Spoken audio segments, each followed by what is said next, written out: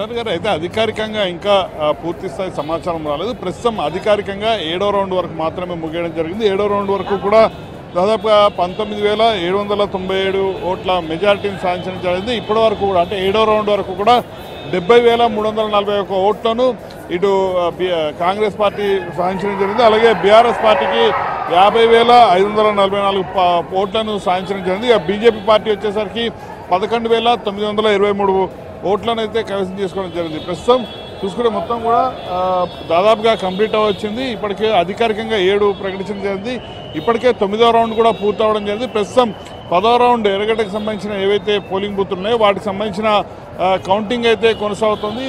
ఇప్పటి వరకు కూడా 9వ రౌండ్ పూర్తయ్యే వరకు కూడా మనకి లోపల నుంచి అందుతున్న సమాచారం మేరకు 24,000 ఓట్ల మెజారిటీని అయితే సాధించడం జరిగింది. ఇప్పుడు లోపల కూడా దాదాపుగా చివరి రౌండ్లో కూడా 2,000కు పైగా మెజారిటీని అయితే సాధిస్తున్నట్టయితే సమాచారం అయితే అందుతుంది. అంటే రౌండ్ ఫిగర్గా మనం చూసుకుంటే 26,000 మెజారిటీని మొదట్లోనే సీఎం రేవంత్ రెడ్డి చెప్పడం జరిగింది. 25,000 మెజారిటీ సాధిస్తామని చెప్పడం జరిగింది. ఇప్పుడు దాదాపుగా ఆ రౌండ్ ఫిగర్ని కూడా క్రాస్ అయినట్టే మనకు కనిపిస్తుంది. 26,000 ఓట్ల మెజారిటీ దాదాపుగా సాధించే దిశగా అయితే వెళ్తోంది. ఇక చివరిగా ఒక రౌండ్ ఉంది. ఆ రౌండ్కి సంబంధించి కూడా లోపలైతే కౌంటింగ్ ప్రక్రియ కొనసాగుతుంది. ఇక మిగతా ఈ 3 రౌండ్లకు సంబంధించి కూడా అధికారికంగా ప్రకటించిన తర్వాత నవీన్ యాదవ్ని అధికారికంగా గెలుపు అయితే డిక్లేర్ అయితే చేయడం జరిగింది. కొద్దిసేపటి కిందటే మాగంటి సునీత బీఆర్ఎస్ అభ్యర్థి కూడా మాట్లాడడం జరిగింది. ఇది అసలు గెలిపే కాదు అంటూ కూడా ఆమె అయితే వ్యాఖ్యలు చేయడం జరిగింది. తనను ఓడించడం కోసం 3 నెలలుగా మంత్రులు అందరూ కూడా ఇక్కడే తిష్ట వేసి మరీ తనను ఓడించారు. ఇప్పుడు లోపల కౌంటింగ్ జరుగుతున్న సమయంలో కూడా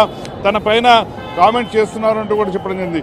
ఒకసారి బయట కూడా కాంగ్రెస్ సంబంధించిన కార్యకర్తలు అయితే పెద్ద సంఖ్యలో చేరుకోవడం జరిగింది. లోపలికి కాబట్టి ప్రస్తుతం వాళ్ళందరూ కూడా గెలుపు దిశగా ఆల్రెడీ నవీన్ యాదవ్ వచ్చారు కాబట్టి అందుకని చాలా పెద్ద సంఖ్యలో అయితే ఇక్కడికి రావడం జరిగింది. అలాగే నవీన్ యాదవ్ ఇంటి వద్ద ఇప్పటికే సందడి వాతావరణం కొనసాగుతుంది.